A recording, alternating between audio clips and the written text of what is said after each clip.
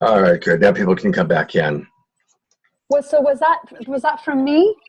Yeah, what happened was because you're logged in as Scott Katamas, so when you started the other meeting, it kicked everybody out. Okay. Yeah. Technology.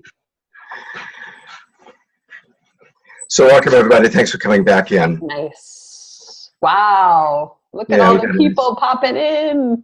Yeah, we got a nice turnout tonight. Yeah, this is awesome. Hey everybody, good to see you all. For any of you that are new to Zoom, a couple things. If you are new to Zoom, you have a choice. In the upper right-hand corner, if you move your cursor there, you can choose Speaker View, or you can choose Gallery View. And we suggest Gallery View so you can see everybody. Emily and I will be choosing to put the spotlight on particular people at particular times. Also, you're automatically muted. If for any reason I call on you to speak, you can unmute yourself by going into the lower left-hand corner. You can also set your audio settings. Right next to the mute button, there's a little arrow. If you click on that, that takes you to the audio options, and you can set a different speaker level that way if you want to. This is going to be a very practice-oriented class. So Emily and I really want to encourage you to either have lots of paper and pen, or to open up a program on your computer where you can take notes as we kind of teach the class and as we lead you through the practice of how to manage and clear resentments. It's really cool to see so many of our friends, Kevin down in San Diego, and Elia in Louisiana, T, Spoon in Colorado, and so on and so forth. And I want to give a lot of love to Emily, because she actually created this class or this protocol, and she's put a lot of time and energy and attention into it. So I really want to give a lot of love and appreciation to my partner, and I'm going to turn it over to you, Emily, to get us going. Awesome. Just wanted to give you guys a couple more shout outs about Zoom. If you're not talking, if you could keep it please on mute, because that limits feedback.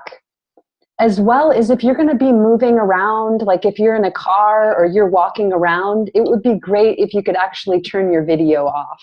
I know for me, I tend to get kind of distracted and it's a little bit overwhelming, but I'm definitely wanting to be present with you and have a good connection.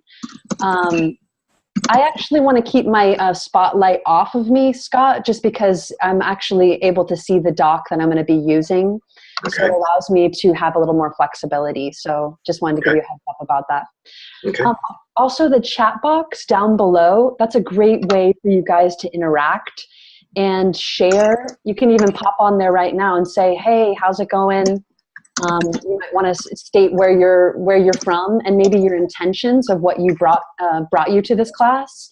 And it's a great way for us to start kind of building community and connection, because I know some of you may not be speaking during this class, but it's still a way for us to really feel the vibration of us here together, learning and growing together.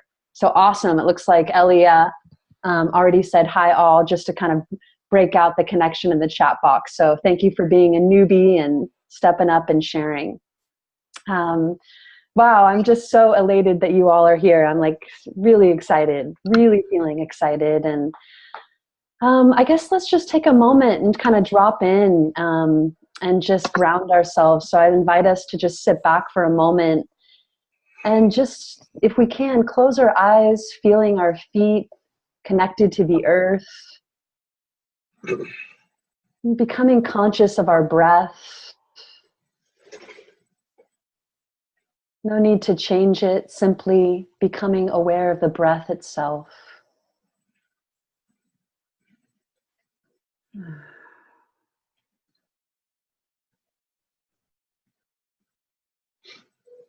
Just tracking your breath, the gentle inhalation as you expand into your body, and this gentle exhalation, releasing, letting go. It's as though every moment is a chance for new life, rebirth, welcoming in the new, while also releasing, letting go, surrendering.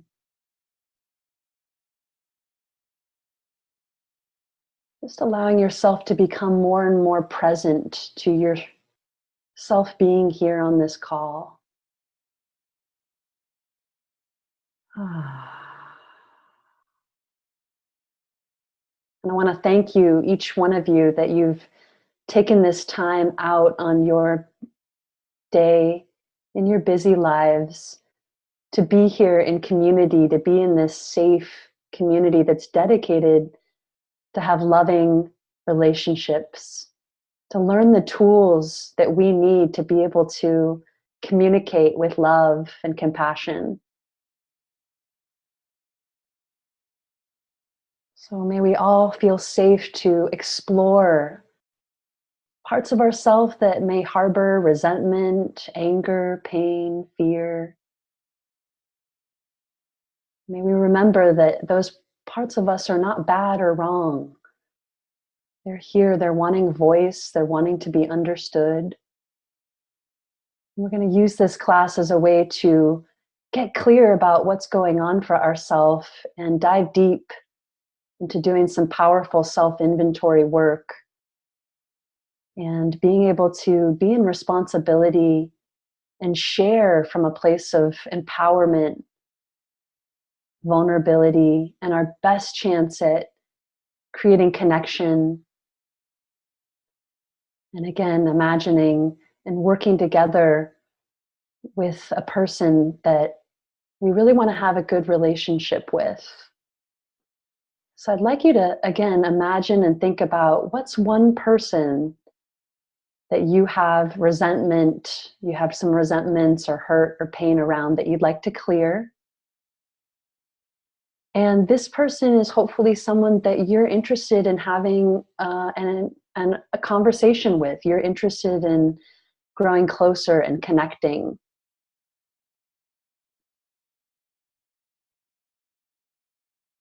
So again, picking someone that you want to work with tonight.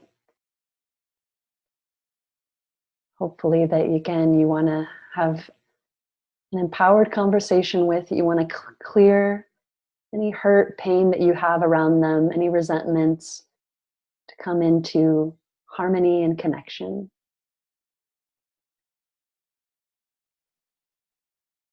I'm taking a couple of deep breaths and just coming back into the room together.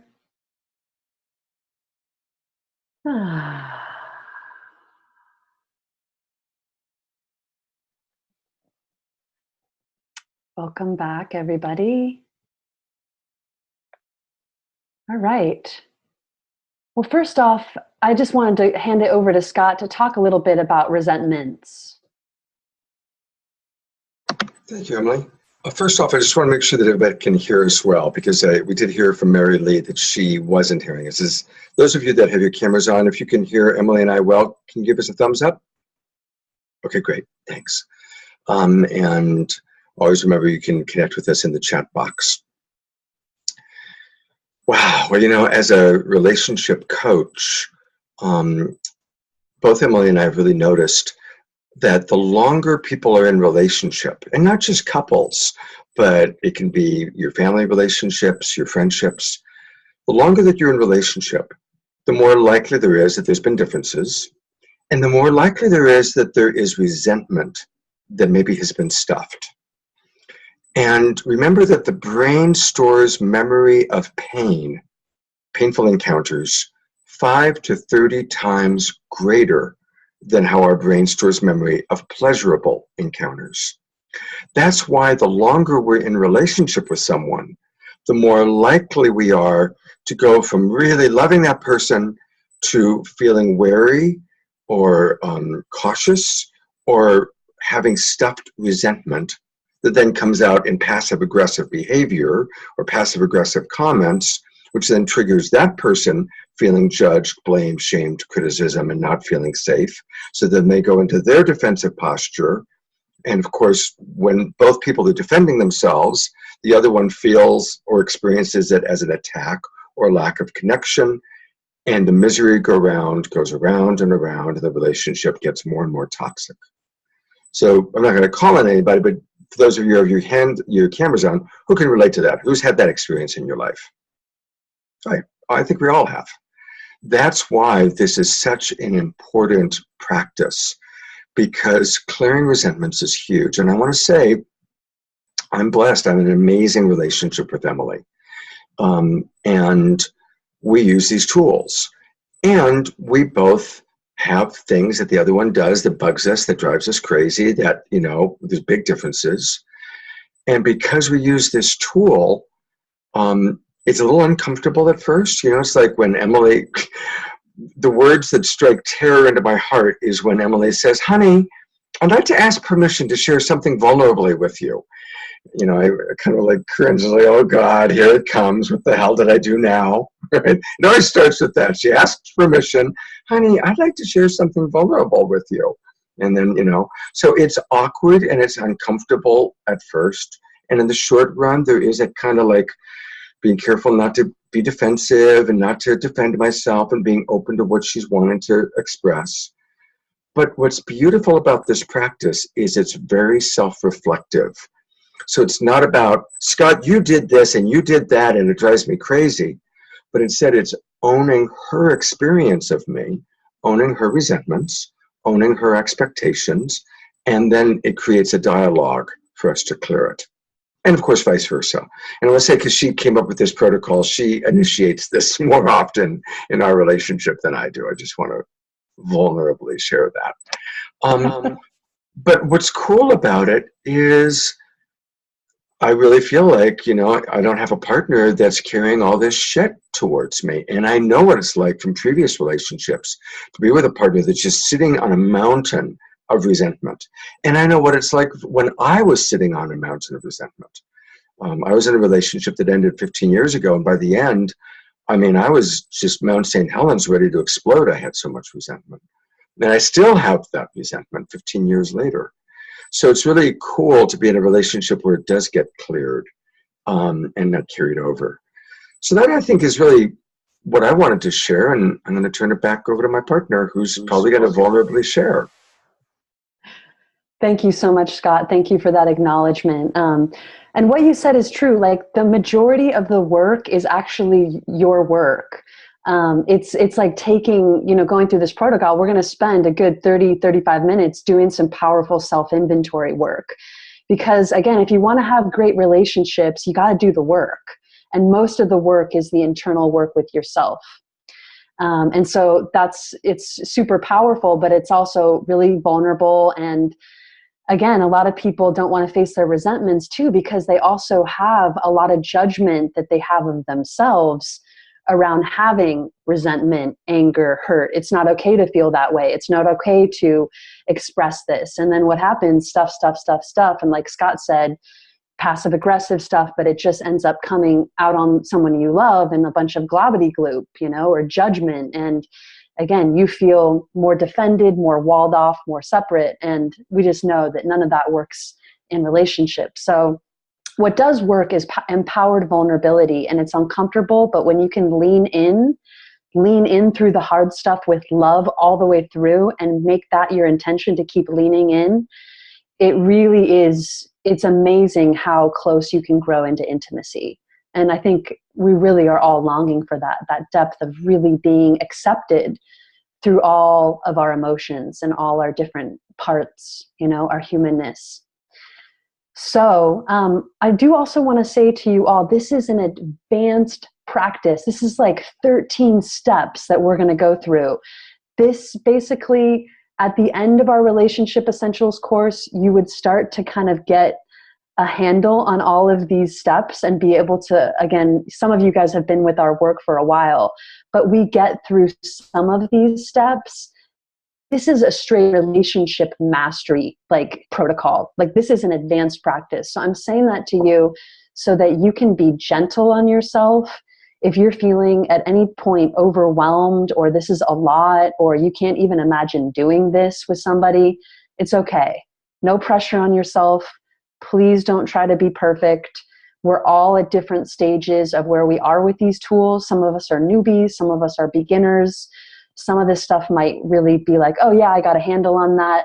But let's just embrace all of each other where we're at. The fact that you're here is like the most important step. So thank you. All right. So, step one, and you can go through, these are steps, right? Step one is to write down, I resent that. I resent that. And we're going to take 2 minutes, and I just would love for you to, again, state your resentments. What do you have?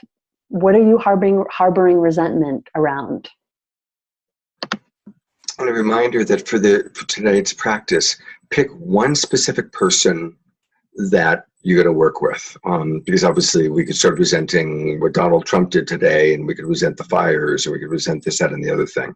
Pick a specific person in your life that's important to you, that you want to have a better relationship with, that you have resentment towards. So just wanted to anchor that in. That's how we want to work it.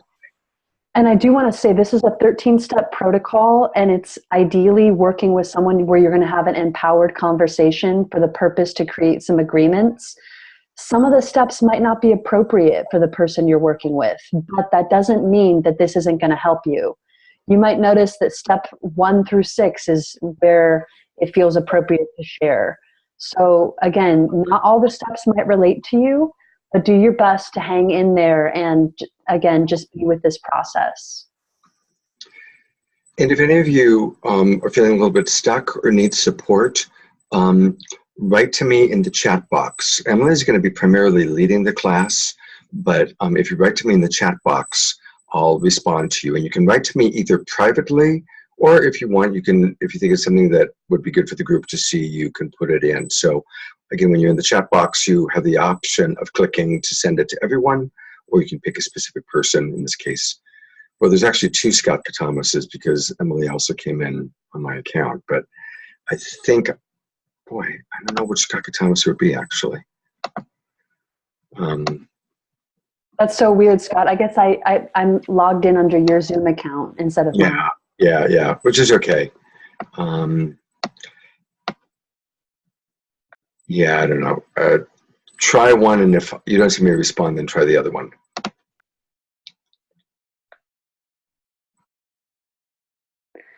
So again, for anyone that's just popping in the room, I resent that, and then just allow yourself stream of consciousness to really own your resentments. And I'm going to give you probably about, another minute or so. And you may notice as the resentments start coming in that you might notice a theme. So you can block it down after that and go, whoa, it's really this, or this is the big one. Because obviously if you have a lot of resentments and you want to be aware of, like, when you have the conversation, to work slowly, but to specifically try to kind of really bring it down to a couple key things. Because you don't want to bring like 10 resentments at once. That might be a little overwhelming for the other person.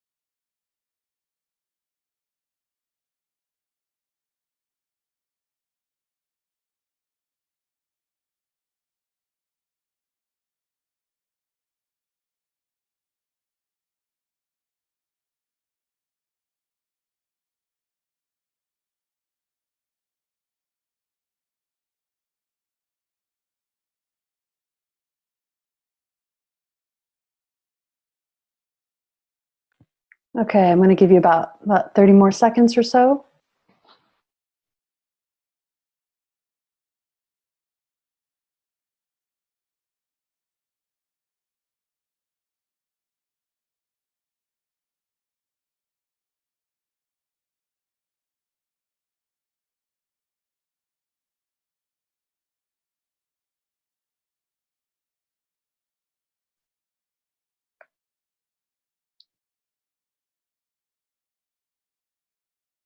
All right.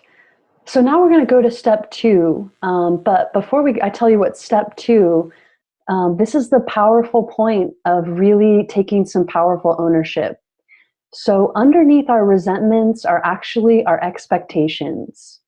There are expectations of wanting the other to be a certain way, to do things our way. Often we're projecting ourselves onto them. And it's actually quite unfair because we're actually expecting them to show up a certain way or behave a certain way or be like us. And this is where we get to actually take some pretty empowered responsibility. So step two is I expect, and then really to own your expectations. I expect you to allow me to have my freedom. I expect you to have sex with me when I want. I expect you to get over your pain faster or quicker. I expect you to show empathy for me whenever I'm hurt. So these are just like, again, really owning whatever your expectations are. So step two is I expect, and then fill in the blank. And certainly in some of the cases of what you might be working with, it might be I expected. In other words, it might be something in the past that you had an expectation of. You long since gave up on it. But, because sometimes we're just like, forget it, it's never going to happen. But just really owning what our expectations were. Because again, I know that I've had expectations and then I gave up, but I still carried the resentment.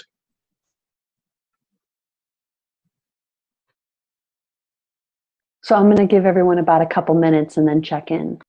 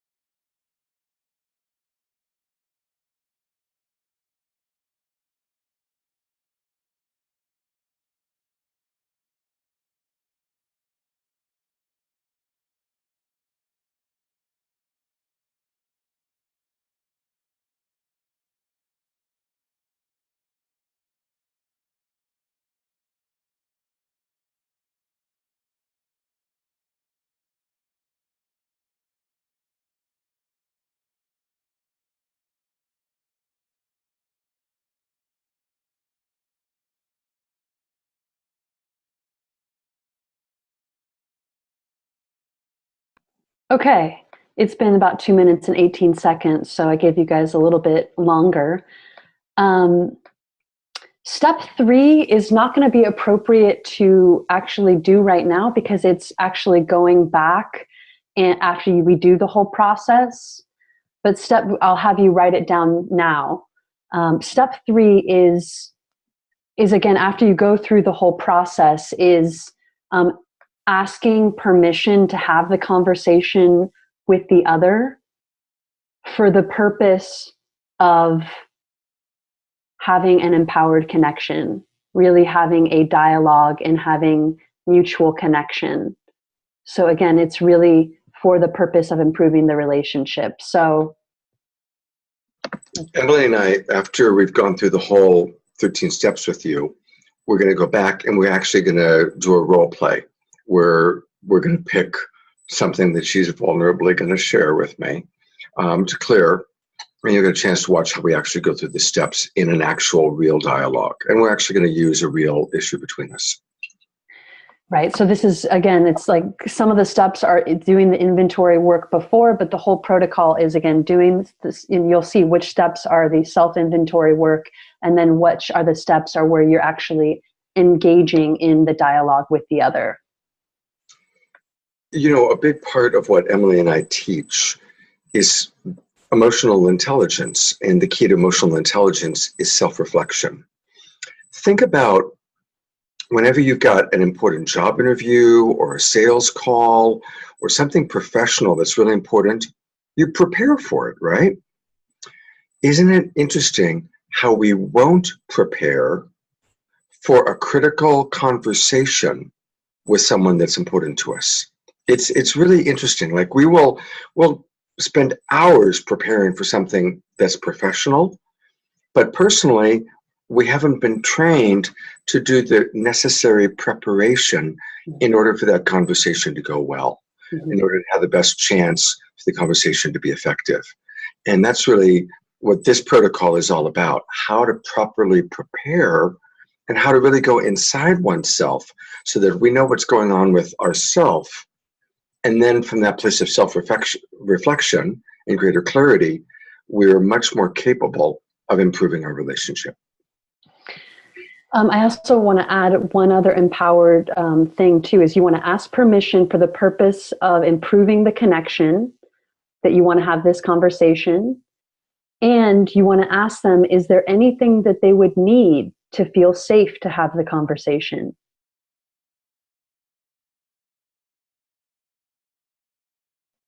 So that's where you're stepping into their world to see what they would need to hear you.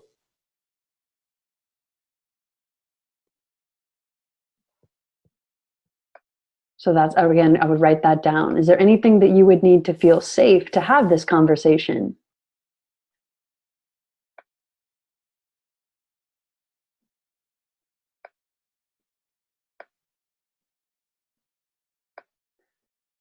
Okay.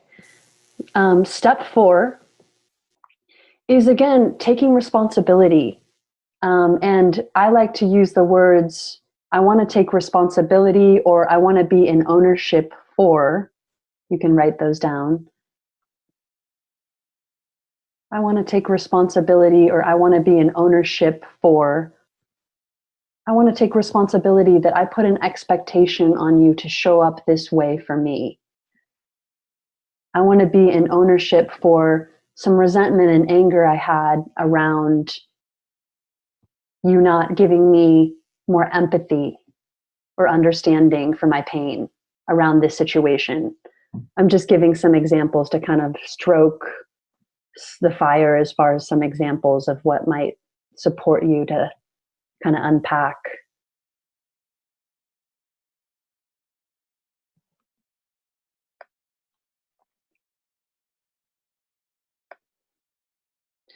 Because when we're in ownership and responsibility, it limits the other person to become defensive. It's vulnerable, right? And a lot of people don't do self-inventory work of ownership because they have shame around that part of themselves. They make themselves wrong.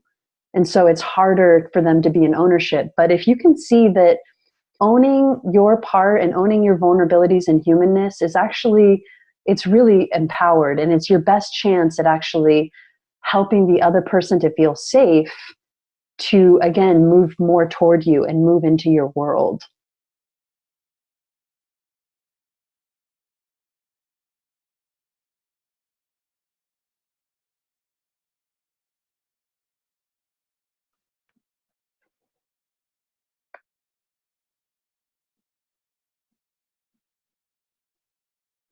So I'm going to give you guys a couple minutes for this too.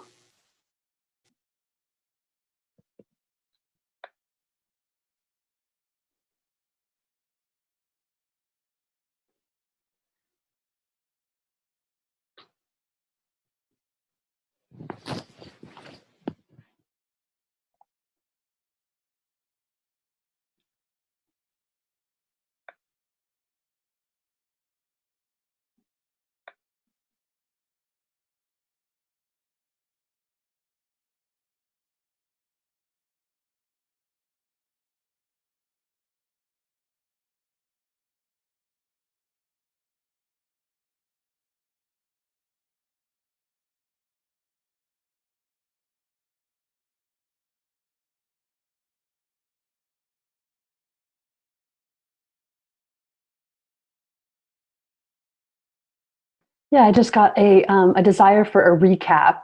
So while people are still kind of filling that out, step one is really doing the inventory work of I resent, and then fill in the blank. I resent that you don't talk to me, you haven't talked to me a certain way, or that you use a certain kind of languaging, or you call me this, or whatever the resentments are. A reminder too that for those of you who came in that are late, pick one specific person that is important to you that you want to have a better relationship with, and you're only going to be focusing on that, your relationship with that one person, for the purpose of this practice. Thanks, Scott. Step two is I expect, or I expected, and then you can fill in the blank.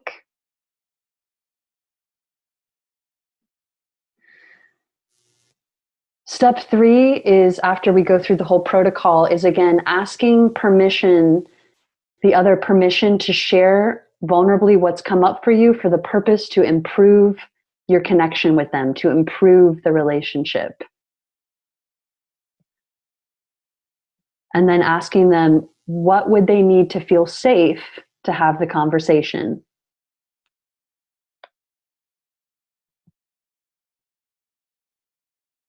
Step four is taking responsibility. I want to take responsibility that I placed an expectation on you about. I want to be in ownership that. Those are a couple of the phrases that I like to use. Okay. Step five is really getting clear about what your uncomfortable feelings and your unmet needs are that are underneath your expectation. So what we're going to do is, would you like to bring up the feelings list too, Scott? Or let's first bring up the feelings list, because this again gives us the languaging of how we really get clear of what's going on underneath our expectations. So again, step five is again stating, but first getting clear, what are your uncomfortable emotions and your unmet needs? So we'll first bring up the emotional inventory, and then we'll go ahead and bring the unmet needs list. But many of you guys already know, if have done this work for a while, you can start to imagine what your feelings and your needs are.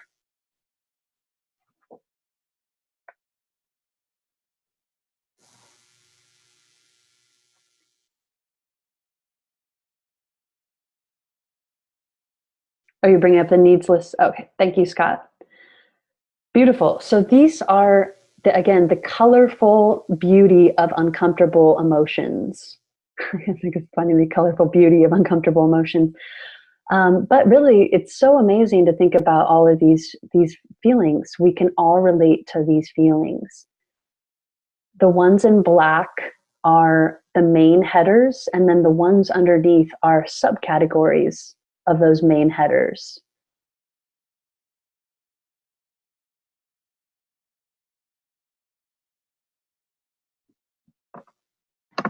Because some people are only listening on phone, I'm going to read the main categories. So these are the main categories of uncomfortable feelings. And again, remember, Emily and I teach there's no such thing as bad feelings or negative feelings.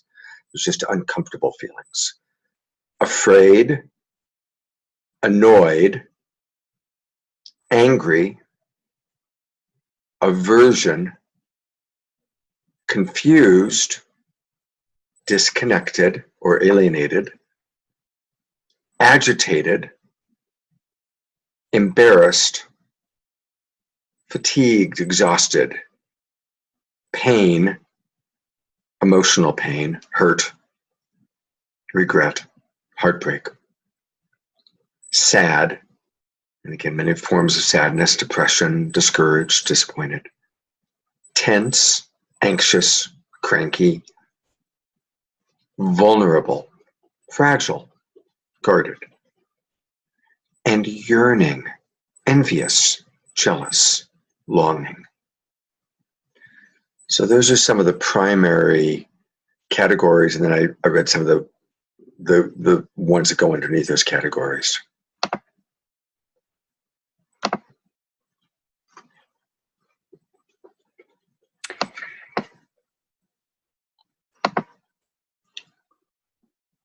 Also, this doc will be available. It's available if you are a member to our site and or you've taken our courses before. But if you're just jumping on Scott's list, it's really, this is a protocol within our actual membership site and or if you've taken our courses. So this doc, if you are a part of our courses, will be available. You want to go ahead and bring up the unmet needs, Scott? Sure.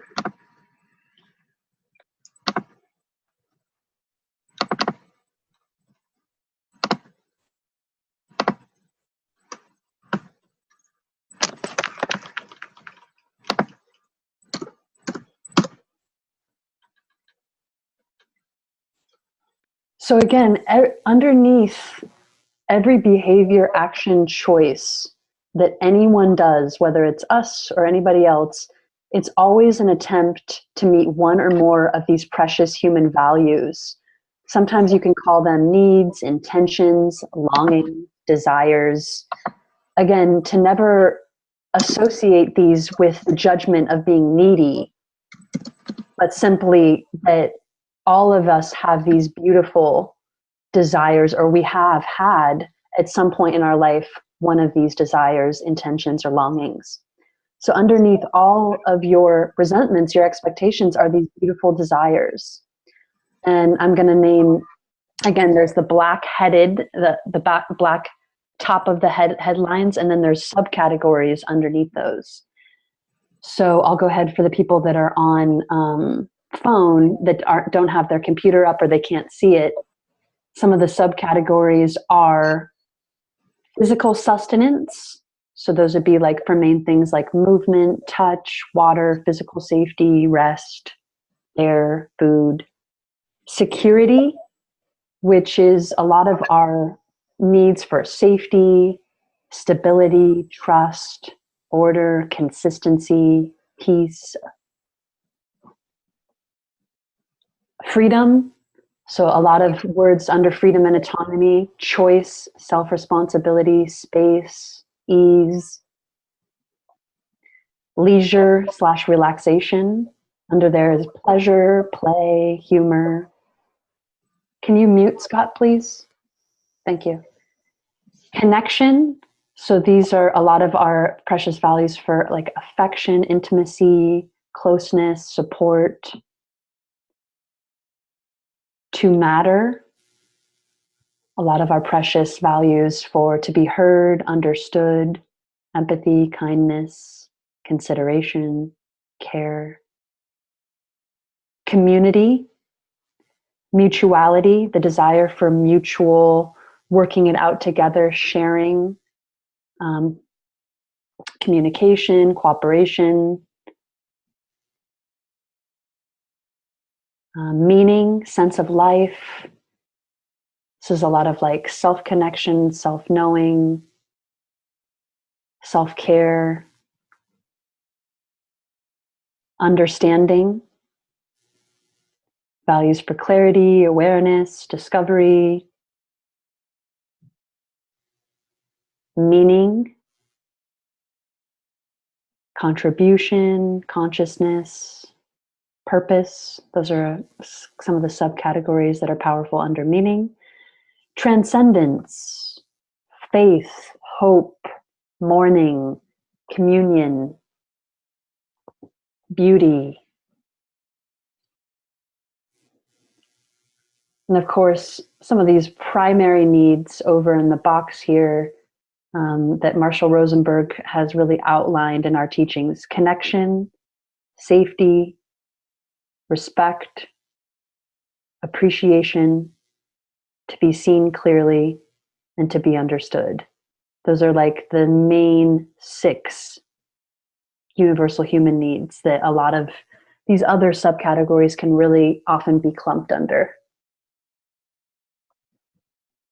So I'm just going to give everybody about a minute more to really, again, write down any of your unmet needs that are underneath your expectations.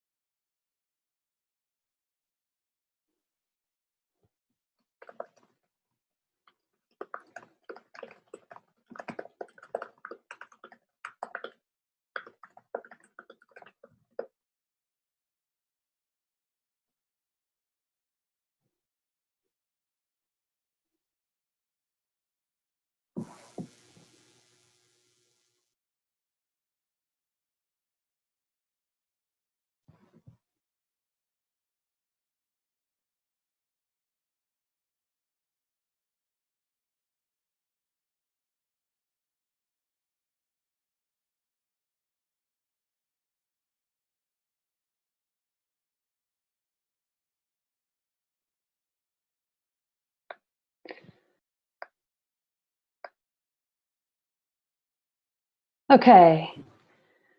Beautiful. So hopefully we're getting a little bit more clear about clearly what's going on for ourselves as we're doing more of our inventory work. Scott, did you want to say anything? Just want to maybe see if anybody has any questions. I mean, I think you're doing a really good job of being very thorough and explaining as we go along. So again, if anybody has a question that they don't want to share with the group, just put it into the chat box and I'll respond. But I'm also wondering if anybody has any questions that they want to share with the group or any ahas that's come up so far.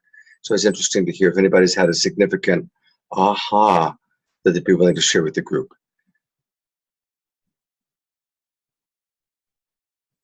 I'm looking to see if anybody's raising their hand. By the way, I want to acknowledge the couples that are doing this today, Bill and Allison, Kate and Daniel, Laura and David, Paul and Sequoia. So thank you.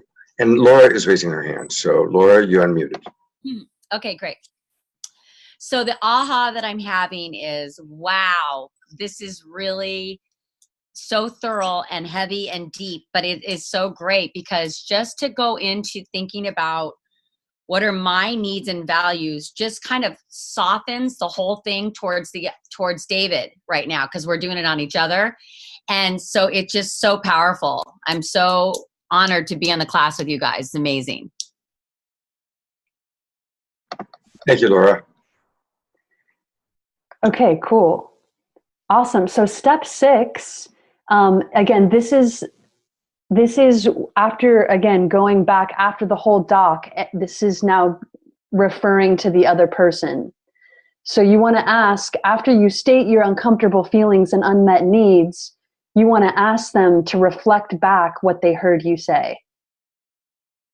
So this is your chance for them to really understand so far what's been going on for you, like to reflect back again your unmet needs, your feelings, underneath again the expectations.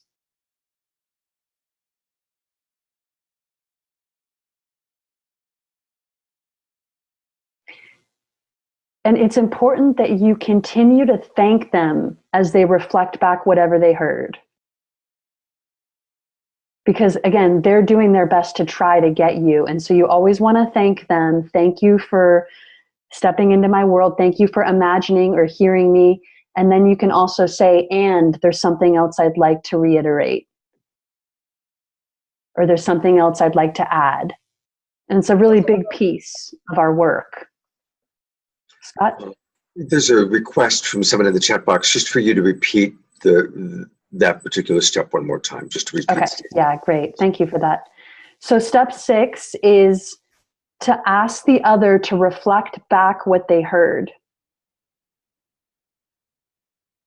This is classic compassionate communication because, again, you've really been vulnerable. You've really shared your self-responsibility. You've shared, again, what's been going on for you. And so your uncomfortable feelings. So it's really important that you start to feel like they get it, like they really are getting what's kind of going on in your world. And again, you want to really say thank you no matter what they say. If they're trying, that's amazing. You thank them, and then you'd say, I'd really love for you to hear this, or there's this piece that I'd love for you to hear again. And again, you keep weaving. You keep the dialogue weaving.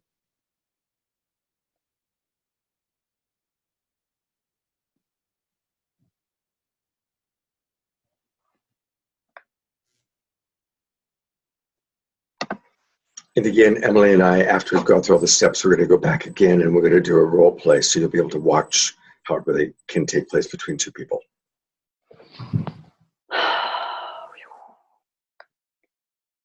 Okay, so step 8, or is it 7? Sorry, I'm kind of lost. Step 5, step 6, Is it step 7? Sorry, 7. Thank you so much. Step 7. I have to admit vulnerably, I'm a little like, this is a lot because there's a lot of people on the call and I'm wanting to do a good job, so I'm feeling vulnerable. So you're doing great. Let's all twinkle Emily. Let's all just send Emily some twinkling and some appreciation here. Thank you, guys. I'm noticing it's good for me to slow down and remember to breathe and ground myself. So thank you. And I want to acknowledge, Emily wrote up a while back for our relationship mastery course, 11 steps of resentment. And then today, as she was reviewing it, she came up with a couple of other steps.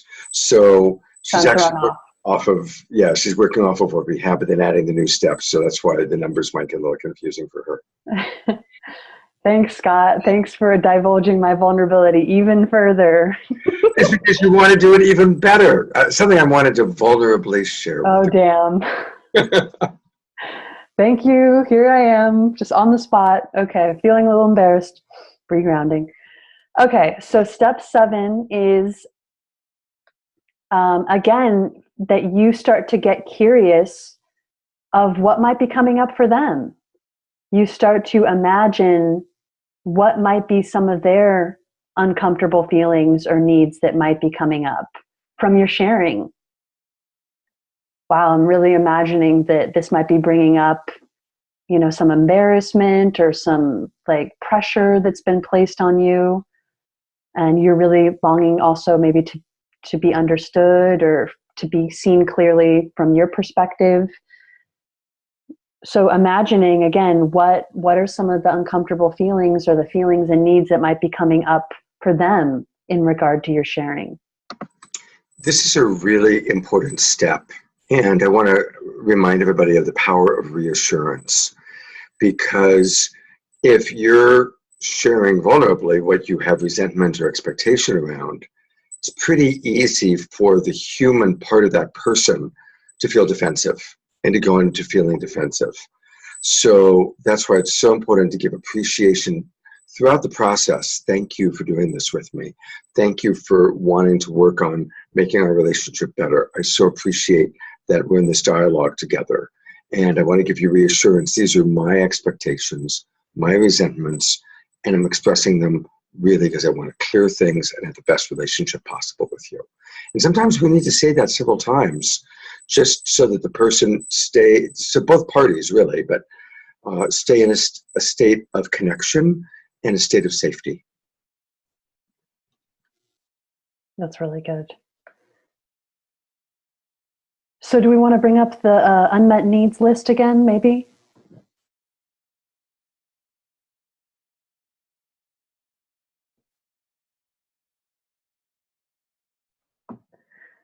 So again, imagining, so the words that we like to use, I'm imagining or I'm guessing that you might be feeling scared because I've shared this with you, or you might be feeling and needing to be understood or needing maybe a sense of reassurance or safety.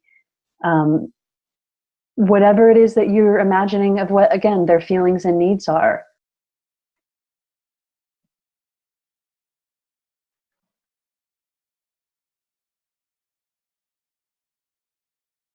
I would say that almost always the primary likely need for the other person is the need for safety and also the need to be seen clearly and the need to be understood. Because when we're talking about our resentments and expectations, it can trigger the other person fearing that we're projecting onto them. And so what comes up in this dynamic usually is, of course, to feel safe. That's the big one. But also to be seen clearly and to be understood. That's really, really likely to be the big ones. Right, because if I'm clearing a resentment that you haven't given a certain level of touch or a care the way that I want or sex the way that I want, and in your world, you're being extremely generous, Mm-hmm. That other person is probably going to want to pretty much be understood and heard that they have been very affectionate or really opened their body or been, made that a priority. Yeah. So again, it's again, that's where you have to really recognize that there's differences in different people's reality and not make anybody's reality wrong, but really come into a space of shared understanding.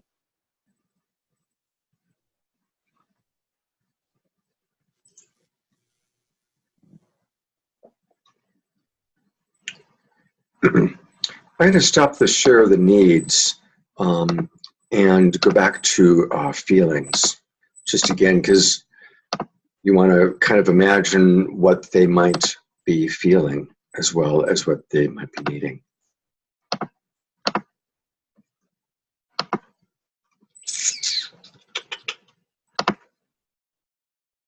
There we go. They're probably feeling vulnerable. They might be feeling confused. I know that there's definitely been times that when Emily has shared resentments or unspoken expectations with me, I actually often feel a little bit bewildered, a little bit confused, especially if something I just really wasn't aware of. So that's apprehensive. As I look at this list, I'm imagining that would be a pretty common feeling that could come up for people. Definitely embarrassed. Awkward, uncomfortable, Mm-hmm. insecure, Mm-hmm. Yeah. scared. I mean, Mhm. definitely scared. Mm-hmm. Annoyed. I mean, I get really annoyed because You do. the other person's not being, like, they're not being the way that I want. Yeah. I Just know fix that it, damn it. Fix it. You do what I want the way that I want so I can be happy and move on. Exactly. Yes, dear. Whatever you say, dear. Bend over now. It's just good to own it. If that's part of you's in there, you know, just to own it.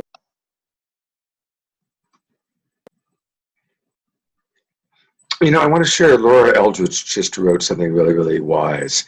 She wrote, what if we offer a container in the beginning of the shared experience in order to feel safer? So yeah, establishing a safe container at the beginning of the interaction with the other person is really important. And again, Emily will demonstrate that when we show you the two of us acting this out. Yeah. Okay, Em. Okay, cool. Yeah, that's all about asking permission, setting the time, being like, if there's consent, then okay, what do you need to feel safe to have the conversation and all those questions. So yeah, that's great languaging. It's just okay, step 8. Oh, so basically it's important too that from that step 7, that you really hear them fully. Like, again, you're imagining and guessing what might be going on for them, but they're going to want to, they might correct you, you know, so you might not get it fully right, and that's okay, because you're doing your best to imagine and guess, and that's so beautiful. That's you really, again, showing care. So it's important that, again, if the other person is guessing, the other person, sometimes they won't say thank you, you know, but you got to know that you're showing care. You're doing your best to imagine. And you can ask them, is there anything you'd like to express so I can fully hear you and understand what your feelings and needs are? And give them that space and that time so that they can express themselves fully. And again, stay in that weaving, going back and forth, so that, again, there's that shared mutuality of fully, so that they, again, feel fully heard and understood. And it is, again, that art of weaving back and forth.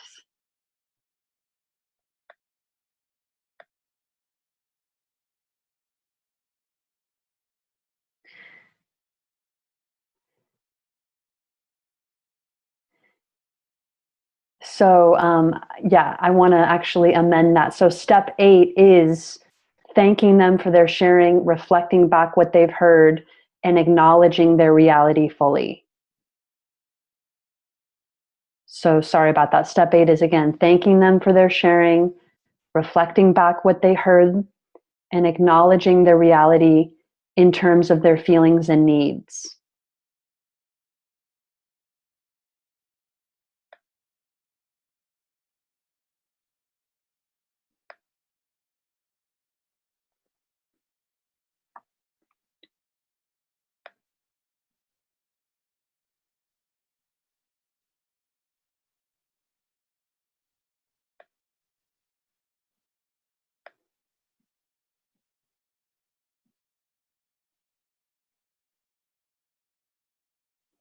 Okay, step 9.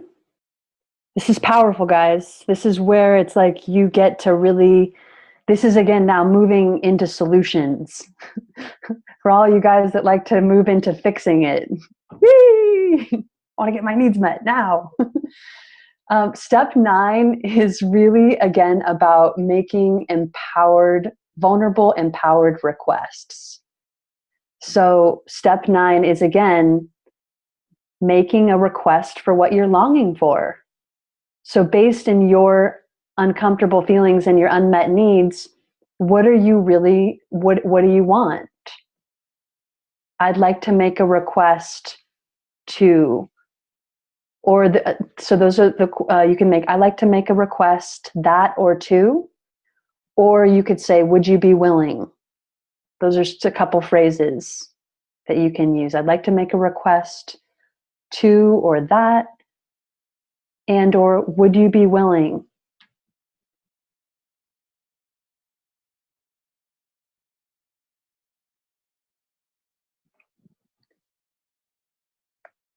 So I'm going to give you a couple minutes to kind of really see if you to start writing down your requests.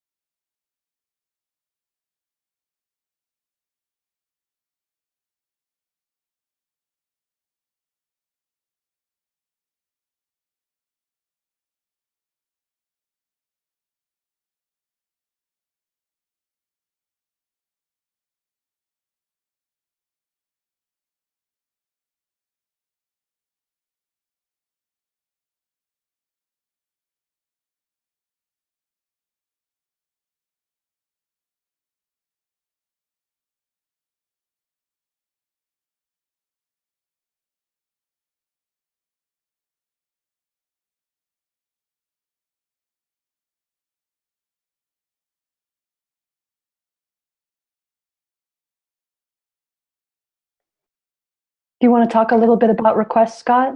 Sure. So one of the things that we always want to identify is the differentiation between a request and a demand. And it's a funny thing because sometimes people can make requests in a very seductive way, in a very demanding way, but ultimately, remember, it's not about getting our needs met, it's about connecting first. When we both feel connected, we both feel understood, then we have the best chance of both people's needs being considered and a win-win solution. So when we're at this step of the process, here's the wonderful, wonderful little litmus test of when I'm asking Emily to do something, is it a request or a demand? I have to ask myself first, am I willing to hear no? If I'm not willing to hear no, no matter how I put it, whether I put it sweetly or in any kind of way, it does have an energetic demand to it. So always ask yourself that when you're going to make a request to someone, am I willing to hear no? And be honest with yourself. And sometimes you're going to go, wow, no, I'm not willing to hear no. I really want this. I really need this. And so you got to slow down, do some inventory, and be open to other options and other possibilities. Because remember, the more that you come at someone with the energy of demand, you're actually less likely to get an honest yes. So one of two things will happen. The person will feel demanded, graspy from you, and they'll push away. Or they'll say yes, and then they'll resent you because it's not an authentic yes. It's a yes that came because they felt the energy of demand and they wanted to please, or they didn't want to have an argument or a fight. So it's a huge step in our evolution of relationship to always make requests and not demands.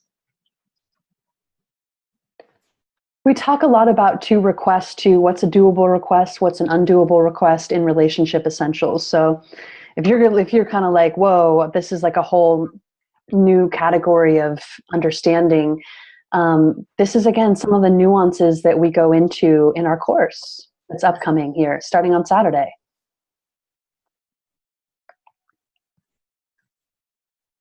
Okay, everybody, go ahead, Scott. Yeah, Allison asked a great question in the chat, which I think is applicable to everyone. She asked, do we ask them to share their feelings and needs, or do we imagine it first?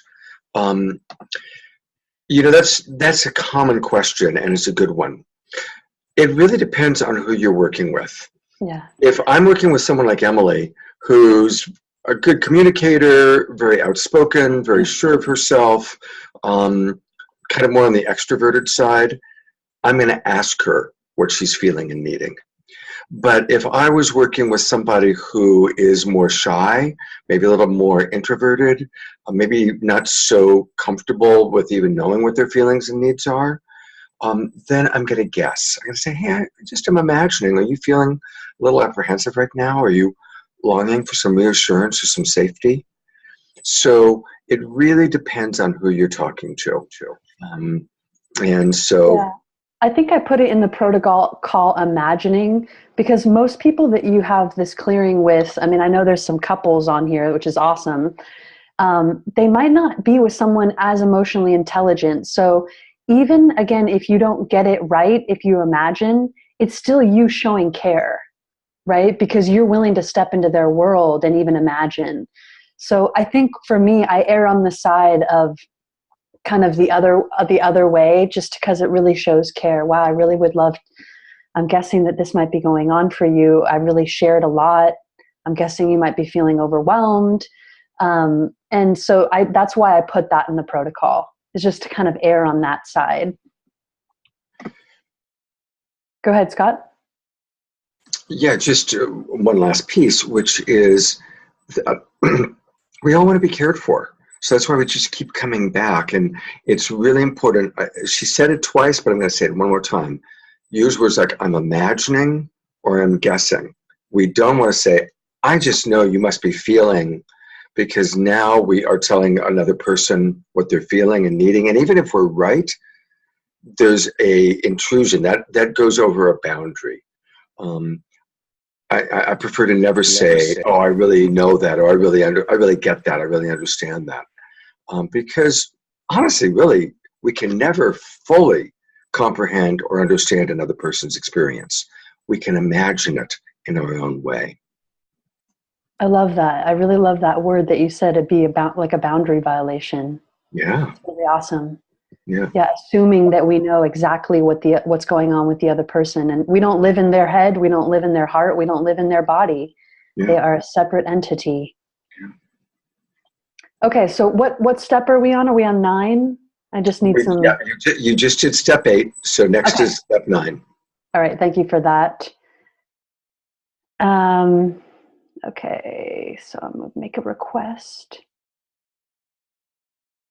So again, step 9 is listening to their response, right? How do they hear your request? What comes up for them?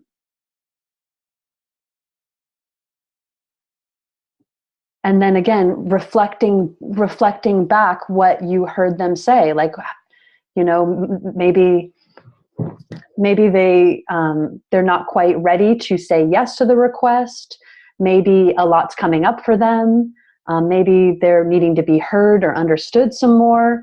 So again, it's really listening to their response, reflecting back what they heard, and again, entering their world after that you've shared your request.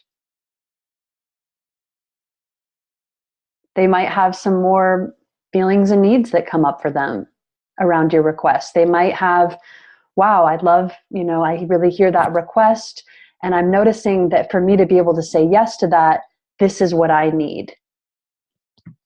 Or that doesn't feel like I can authentically say yes to, but here is what I can offer.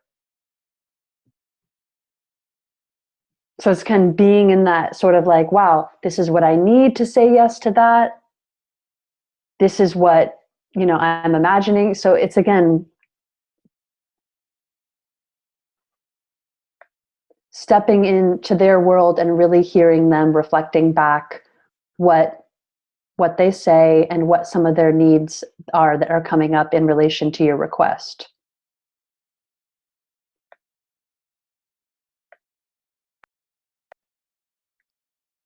Do you want to share anything about that, Scott? I think you covered all the bases, love.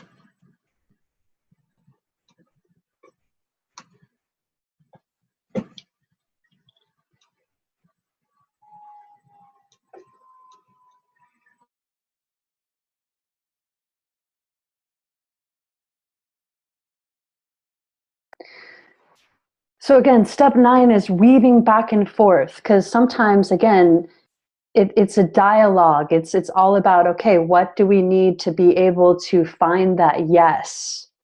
And sometimes that can take a while. And that's where I think couples really, they give up. And that's sometimes why they need a coach. Because again, this is really tender stuff. And so they're each kind of needing to bring, certain kind of negotiations or needs into the field. Sometimes it's really challenging because one person is more dominant. So the other person, like you said, might be a people pleaser. They might just say yes, but then resent it later.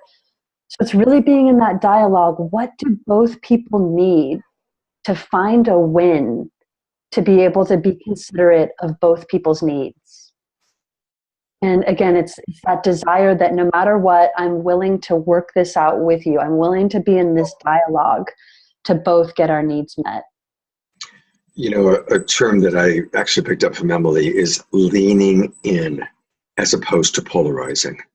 And so it's really important to go slow and notice, am I polarizing? Am I going in reaction to what they said or in reaction to what the other person is doing? Am I reacting to that and polarizing? Or am I in a state of leaning in to really understand what's going on for them? And when both parties are leaning in, it's like making love. It's beautiful.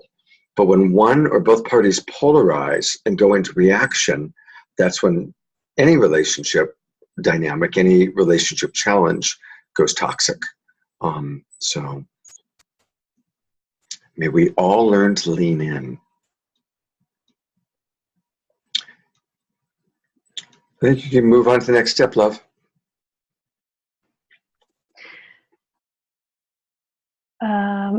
So I'm on step 11, is that correct? Yes, the next one you just did. Okay. So again, step 11 is just really, again, is weaving. It's like, okay, what do we both need to find a win? Like, again, it is the leaning in. So what do we both need, taking into consideration both sets of needs? Can we, through that, then create an agreement? So again, taking both sets of needs, can we find a win that's a yes? And then can we create an agreement? So I'd like to give an example of where you can usually start at least with an agreement. And that is to, when whatever that issue is, for the first person who initiated it, to really agree, I'm going to really keep track of my expectations. And when I have an expectation of you, I'm going to really do my best to express, oh, well, I'm noticing this is something I want from you. This is something that I'm longing for from you. And to vulnerably express it as a longing of my heart. And that's something that I'm willing to really work on. And then ideally, the other person is willing to say, and I want to make it safe for you to express your longings, and I want to make it safe for you to express what you want. And I'll do my best to at least understand it. I might not always be able to meet it. In fact, I won't always be able to meet your longings, but I'll do my best to understand what it is you're longing for. And notice just the difference between the word longing and expectation, right? A longing is beautiful. I want to know the longings of Emily's heart. I want to know what turns her on. I want to know what's alive for her. Sometimes I can't meet it, but I want to understand it. We can always understand each other's feelings. We can always understand each other's needs. We can't always meet those needs.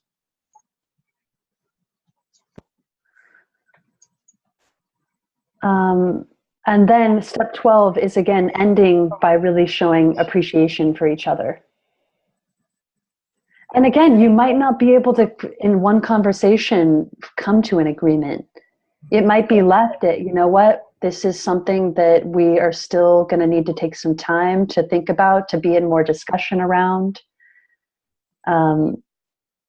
Because often we want to agree to kind of get off of it or make it better or immediately fix it. And then again, we can harbor resentment or anger or break an agreement, which then can create lack of trust, which can pour gasoline on the fire more of the relationship. So again, if it's kind of like, wow, I need more time. I really do need more time. I care about your needs. I care about your request. I want to see what I can offer that can meet your needs. And I'm going to need some more time to think about what I need to be able to fulfill, you know, that request or that desire.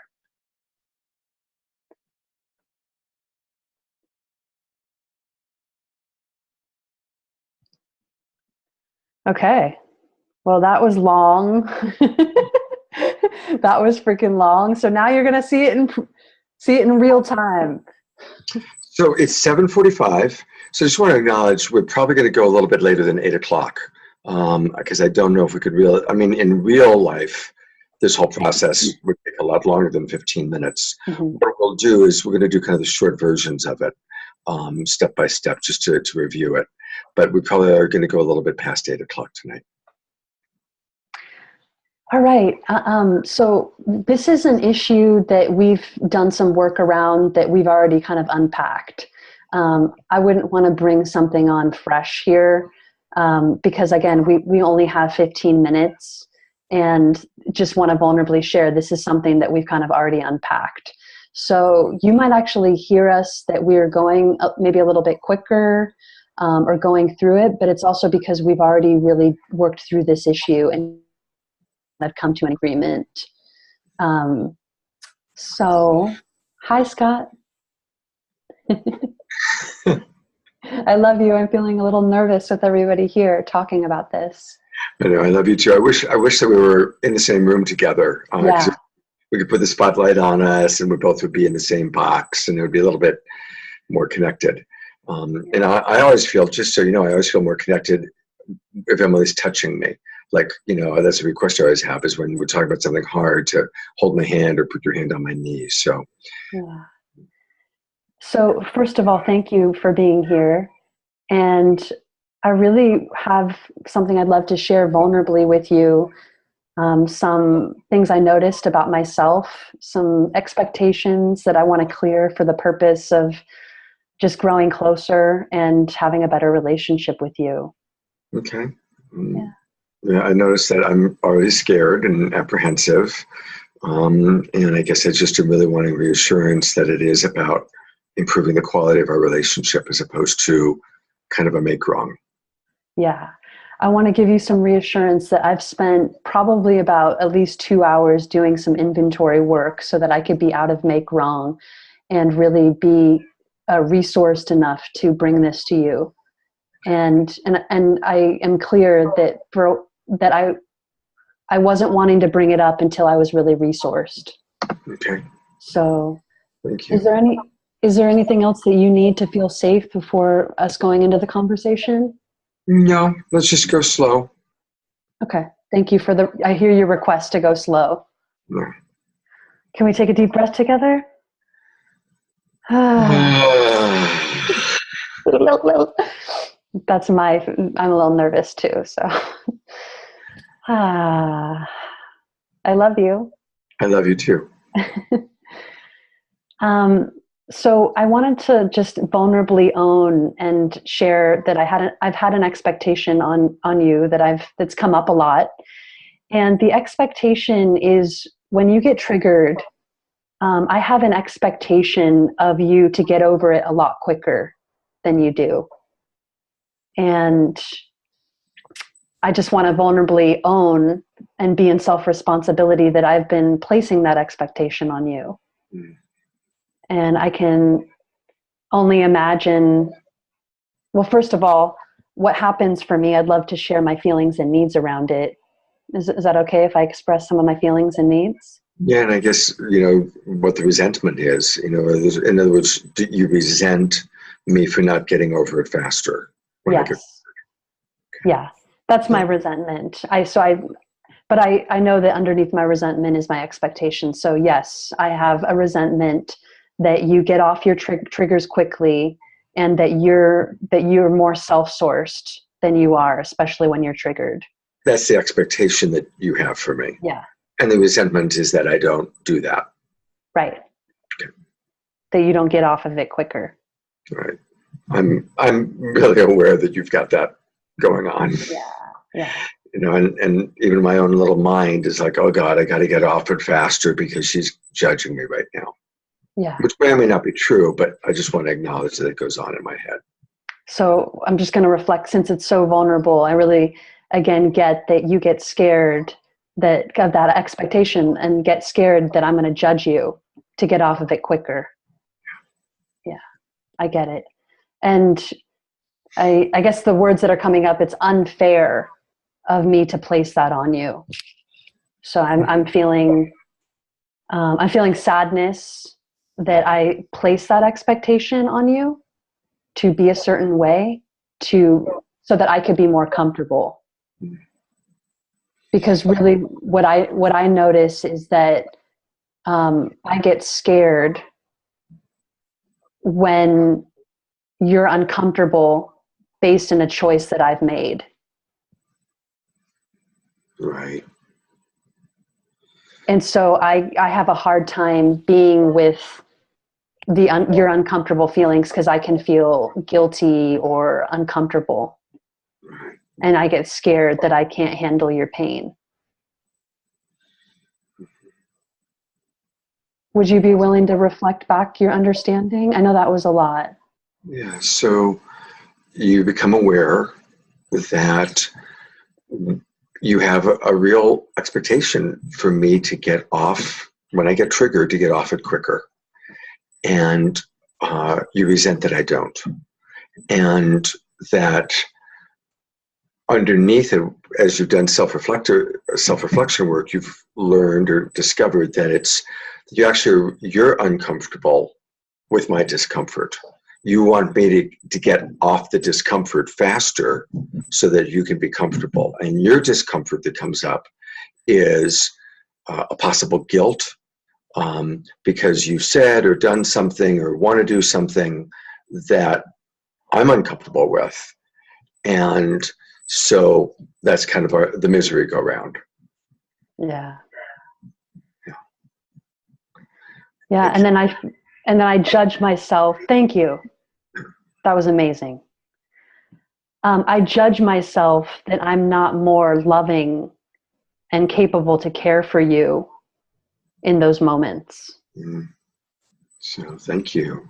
Yeah, thank you. I really appreciate your vulnerability on that. And it's awkward for us both, honey. Yeah. When that's happening, when we're in that place and you get off it so much faster than I do, and you're like, hey, are you ready to laugh now? Are we ready to, are you ready to connect? And I'm still feeling like a Grinch, Yeah. It's horrible because I hate feeling like a Grinch. And here is this woman that I love, and you're off it, and you're in a good space, and you're just wanting everything to be hunky-dory again, and I'm just not there yet. My body is still in contraction. My throat is still choked. My heart is pounding. My stomach hurts. It's like there's physical stuff going on inside my body, and I want it to be over, and I want to be back in a great state, and I'm aware that you want me to get off it, and it's like the more that I'm imagining that you're judging me and wanting me to get off it, the harder it is for me to get off it. Yeah, I know. So I really hear like it's a misery go round. It pours more gasoline on the fire. Yeah. And I'm not saying that to make you wrong. I'm vulnerably sharing, what goes on for me, and it's funky. That's why sometimes I just want to leave and take space and kind of get it together inside myself so that I'm not under the pressure of having to pull it together faster than I can with you. Yeah. So again, I just want to reflect back some of the things that I heard, that you can go into self-judgment that you don't get off of it faster because, again, of my discomfort. You see me having discomfort in relation to what's going on for you, which is just, it becomes so messy. Mm-hmm. So for you, sometimes you just want to take space, because you don't want me to see you like that and feel the judgment maybe coming from me. Mm-hmm. And then it pours gasoline on the judgment that you have for yourself. Mm-hmm. And, so I really, do you feel like, is there anything else you'd like to be heard for or understood for? Well, as I dig deeper, it actually brings up our age difference, because I go into a story that because you're younger and you're the next generation and you're more conscious and you're more enlightened or quicker on your enlightened path. And so I start feeling like older and like the problem, or there's a problem here because it takes longer for Scott to pull together because I'm, not as evolved or as fast in my ability, and so it's funny. I don't feel the age difference with this that often, but actually in those moments, if I'm really honest, that fear comes up for me. So I hear, again, the fear that comes up that I might even place a thought form that I'm maybe more evolved or better or, better at this stuff than you are. Right. So I want to own that I have that thought. I kind of thought so. Yeah. And so I get that, and that gets projected onto you. Yeah. And so I want to be self-responsible for that. Yeah. And that feels shitty. And I notice I have embarrassment and guilt that comes up, but it's there, and I think that's why I want to unpack all of this with you, because I don't want to hold that in the field. I want to let it go. Right. I don't want to have that. Just go back to the good old days where like the older guy is the mentor and you're the like submissive little mentee. Boy, somehow we missed that. Those must have been easier days. It's not me. I know. It's definitely not our relationship. So first of all, thank you so much. I'm really appreciating that we're giggling our way kind of through this, and I feel the connection, I feel the love, and I'm glad I can be in a lot of ownership around these things that get projected onto you. It's vulnerable. Yeah. The ironic thing is, before you, Emily, I always got off it faster than Suu Kyi, faster than my other relationships. I mean, I'm pretty good at this stuff. But you're so good at self-sourcing that it's like, you've taken it another notch. And I think you're the only person, at least in my recent life, since I kind of started doing this, that gets off triggers quicker than I do. And I simultaneously admire how fast you get off it. And I've learned a lot about self-sourcing from you, but it's also embarrassing. Thank you for expressing your embarrassment around, again, the difference. It's just a difference, that I can process things and maybe resolve triggers quickly and come back to center. And, just the difference that it might take you. I really hear for you, your body. It's not so much your mind, but I've learned that your body goes into a pretty serious reaction that sometimes you just can't control. Yeah, I mean, the other day when that thing happened and, something happened between us and I got really triggered, and you didn't get triggered at all because that wasn't the dynamic. The dynamic was you said and did something that triggered me. And by the time you came into the room and were ready to deal with it, I think 30 or 35 minutes had gone by and I had just gone into complete red zone. Mm-hmm. And you were awesome. You were offering to rub my head and to do whatever I needed. And I wanted to get off of it. And it took, 20, 25 minutes of you just nurturing me before my body caught up with where I wanted to be, before my body was able to relax the way I wanted to relax. And it wasn't. And the whole time I was afraid. I think I must have apologized 10 times to you because I really wanted to be off of it. And my body is where my body's at. Yeah. Thank you for helping me to learn how to have empathy. I mean, that's what I'm learning from you. How to have empathy and how to have patience. And again, how to have understanding, and love you where you're at. Thanks. I'd love to just share vulnerably a request or a couple requests. That you have. Yeah, that I have, if you're open to hearing them. Sure. The first request feels really vulnerable because as I've done more self-inventory work, when I get triggered to you being triggered, what I'm noticing that I'd like to request for is reassurance that you're okay when I need to set a boundary and take space. So what I perceive is you're needing empathy, and I'm either too triggered by what's coming up for you, or I've hit a max and you're not getting over the way that I want, or quick enough or fast enough, whatever my judgment is. So I'm needing reassurance that you're okay if I state a boundary to take space. Yeah. So let me address that. So, and I think we've come a long way on this one. Because when we first got together, I was kind of more in the wanting to stay physically in proximity until I got the empathy or the reassurance or even the agreement that I wanted from you.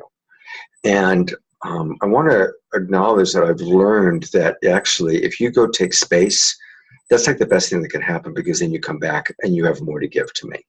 You're really good about, you don't come back and go, while I was away, I've been thinking about it. And what's really wrong with you is, you don't do that. Mm-hmm. I've experienced that in other relationships. But you usually come back, you've self-reflected, you've filled your well, and you're able to give me more attention. So the ironic thing is, honestly, I think when we're triggered like this, or when I'm triggered and not getting off of it, I also would like for us to take more space, because that gives me the time to get it together and not be under the gun of your watchful eye. Oh, God. I'm not under the Those words stuck out. Under the gun of your watchful eye. I think my controller needs to hear that, because that's definitely that part of me that probably has that. Well, it's at least my projection. So. Well, thank you. I'm really hearing that we've really that we've figured out that having spaciousness supports us both to actually come back and work things through better. I'm guessing that, really what we're talking about is taking a red light. Right. And I'm guessing that both of us kind of have avoided taking a red light because we want to be more evolved than that. Yes. I want to figure it out and be able to just clear it. Right. And I want to do the same, but I think what we're learning, and this is really true, that we need to both of us being a little bit more open to taking red lights. Awesome. So what I'm hearing is that we maybe are moving into agreement that when we're both triggered, when we recognize that we're both triggered and we're unable to be connected and centered and in dialogue and with each other, that a red light, we're going to encourage a red light. Yes. And actually, I have a request I'd like to make. Okay. Which is, if you notice that you're kind of off the trigger, but you're judging me, that you'll call red light. Yeah. Okay. Because then if you can really make that commitment, and it's not a completely doable request because it's not specific. Sometimes I don't even know what's going on. But it's not time restraint. Yeah. But if you can do your best, then if I start learning to trust that if you're judging me, you're going to call red light. Yeah. And if you don't call red light, it means you really aren't in a state of judgment. You're not, I'm not under the gun of the watchful eye, right? I'm going to fucking remember that. Under the gun of the watchful eye. That just popped out. Please, I have a fear you're going to use that when that comes up. Look, see that face? So I'm really hearing that you have a request that when I'm judging you, that I call the red light. Right. And that it's not a completely doable request, but I want to be aware of that and own that when it comes up, that I will actually call the red light. Cool. I have another request. I know we're running out of time, but The other request that I have is that I'm wondering, you know how self-sourcing is so important to me, or being able to find resources to fill our well, when we're needing a certain level of care or empathy or consideration, or, getting our needs met. Would you be willing to find other resources to fill your well, or other support, either self-sourcing practices or other ways that you can fill your well, specifically when you get triggered? Yeah, I mean, I know how important that is to you. And so I want to be honest that it's unlikely that I'm going to want to call or talk to somebody else. On occasion, maybe, but my style is more to work it out on my own. What I can commit to and have been doing, and actually I'm wanting appreciation for, is that I've been doing that. I've come a long way with self-sourcing since meeting you, learning how to self-source, teaching it. And so, yes, I'll continue to cultivate more self-sourcing. If it's a really big trigger that is unresolved, like after a day or two, then I'll consider reaching out to somebody. But more likely, I prefer to just go off, get centered, play with the dogs, get clear, do my process, and then come back. Okay, yeah. What I heard about that is really you're wanting acknowledgement and appreciation for how much you do with your triggers and how far you've come. Yeah. Absolutely. I mean, before I met you, the idea of shaking energy was foreign, so.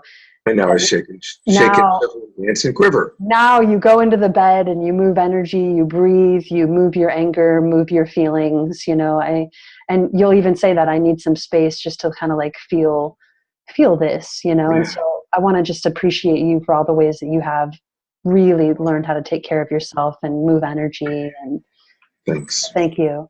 And I really hear too that if it's beyond 2 days, like a big trigger, if it's beyond 2 days, then you'll look for resources of what you might need to reach out or, talk to someone. Because I really hear that for you, you like to work it out on your own.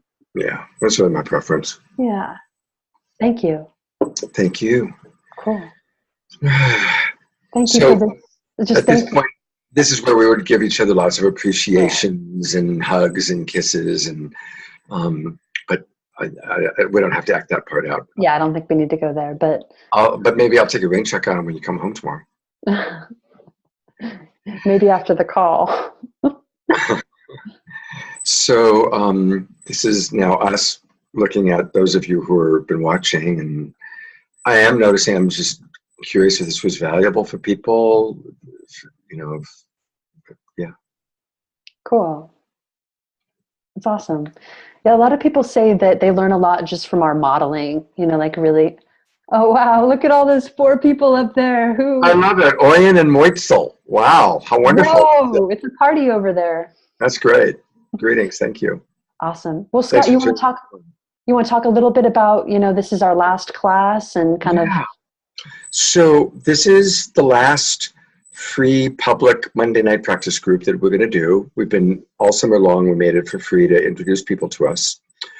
And a lot of the people that are on this call are already part of our online membership site. There's Sana, Leah, Bill and Allison, Elia, Lauren, David. So Mary Lee. There are 2 ways you can continue to learn and grow with Emily and I. We are starting our signature course. It's called Relationship Essentials this Saturday. It's an 8-week deep dive in which you work very closely with Emily and I. And it's just like this. It's about 25 people, 25 boxes, and we do a class, but there's more breakout groups. There's more practice. And it's for 8 weeks, every Saturday morning at 10 o'clock Pacific time, 10 till 12 noon. And then on the Monday night practice group, the corresponding practice group is more practice of whatever it is we were teaching. Like, let's say we're teaching how to differentiate between our thoughts, our feelings, and our needs. Then the Monday night practice group will be more practice of that. When you join Relationship Essentials, you also get a lifetime membership to our online membership portal. This is something that Emily and I have spent 3 years building, along with several other love coaches. It has 50 videos, 20 webinars, 20 audio podcasts. And so you can learn in your own way. You can listen to the audio podcasts. You can watch our videos. And some of them are very specific. You can watch our webinars where we spend 90 minutes tackling how to set boundaries with compassion or how to manage our triggers. And we will continue the Monday night practice groups indefinitely. There will be at least one weekly practice group for members of our online portal forever, at least as far into the future as we can go. Right now it's on Monday nights. We're probably going to add a second, once we have enough members, we're probably going to add a second one that'll be sometime on the weekends, probably weekend mornings, like Saturday or Sunday mornings. Our membership site's growing. We've got people from all over the world. And we also train love coaches. For example, David and Laura, who are watching this right now, are in training to become certified love coaches with us. And they've already led some classes for us, and we'll be leading more classes in the future. So we've got 5 spots left for Relationship Essentials. So if you're interested in taking the course and really just diving in and really transforming your life, but making the commitment, the financial commitment and the Saturday's commitment, go to relationshipessentials.org, and that's got a lot of the details. Also on Thursday night, this Thursday night, Emily and I are doing a private introduction for anybody seriously interested in Relationship Essentials. It's free. Just email me at info@lovecoachacademy.com, info@lovecoachacademy.com, or you can Facebook private message me if you're interested in having a private kind of connection time with Emily and I. Ideally Thursday at 8 p.m. If you can't do it at Thursday at 8 p.m., but you're seriously interested in the course, still private message me and we'll see what we can do. If you can't do the course at this time, the other option is to join our online membership portal, which several of the people on this call have done. And it's $99 a year or $11.77 a month. So that's the other option to continue to participate in our weekly practice groups. In the past, members of our portal have also been able to participate in group coaching calls. And we are going to start group coaching calls again, but probably not until at the end of this year or the beginning of the new year. And I'm seeing Laura Eldridge raising her hand. And Laura, you're unmuted. Hi guys, I just wanted to put something in the chat box to let everyone know that if anyone is in a relationship and your partner's not here, that it just takes one person not only to improve your primary relationship, but this course improves all of your relationships because it teaches you how to become your own best friend and really be able to communicate effectively with everyone. So I just wanted to let everyone know that. I look Thank like you. I I put the spotlight on David and Laura, who just got married 2 weeks ago. Thanks to And, this course. Yeah, thanks to this course, you guys. thank you. Thank you. Yeah, Yay. but before David and Laura came to our work, their testimonial is they broke up and got back together 30 times. At least So at least 30 times. So, 2 years. and now they've gotten married. So, and I know that they've attributed, their tools and them coming together and actually getting married, being able to feel confident enough to getting married because of these tools. Oh, yes. So it's super powerful. And that's just one testimonial. We've had lots of testimonials of people coming on as singles, how they're single, coming on as single and meeting someone that they love, or, and having incredible breakthroughs with family members. I mean, it's just incredible, so if you felt at all on this call, like, whoa, this was a lot, during our course, we pretty much start breaking down all these tools. So you'll start to get confident that, you learn a tool and then you learn a new tool and then it just kind of keeps growing on each other. So it's not like you're just cast out, off the cliff. We really hold your hand and we help you learn to build these tools. And, if you have any questions, please write to us at info@lovecoachacademy.com. And I just realized, of course, Orion and Moisel from Hawaii, that's our foursome there. So it's great to see you, and I'm remembering our beautiful connection with you. And we are coming back to the Hawaii Tantra Festival in January. So hopefully we'll be online with you before then and see you in person then. Can you cancel the spotlight video, Scott? Oh, is it still on, Laura? Yeah, it is on Laura and Okay. David. As much as I love seeing them, I'm just wanting to see the whole Thank you group. very much. It would have been on ad infinitum. Sorry about that. Okay, now it looks like it's back on you. So, oh, there we go. Awesome. I'm gonna put it on you. There we go. Let's see, Emily. So thank you so much, everyone, for showing up. I recognize that I'm also feeling a little vulnerable because I added a couple things to this protocol, and I didn't feel like I did it perfect and or great, and I have a lot of judgments going on. But I just want to say that I'm feeling really good about it overall, but vulnerably, just thank you basically for being patient with me and understanding, about this process. So, okay. There's a lot of messages coming through in the chat box, hon, which I'm going to save, all thanking you and talking about what a great job you did. So. Thank you. Thank you so much for the reassurance. Yeah, absolutely. Okay, well, again, Saturday is the day our first course starts for Relationship Essentials. So if you're feeling interested or you're feeling like, wow, this is really something I'm longing for, go check it out, relationshipessentials.org. I put it in the chat box. And again, that gives you access to our membership site. If that's feeling like it's too big of a jump for you, you can join our membership site, which gives you access to our videos in our portal and some of our weekly practice groups. But we do hope that you join us for the big deep dive, because that's where we get the most powerful container community and connection and growing close together as we go into a container together and go on, as Scott says, we go on this voyage. Right now, the ship is docked.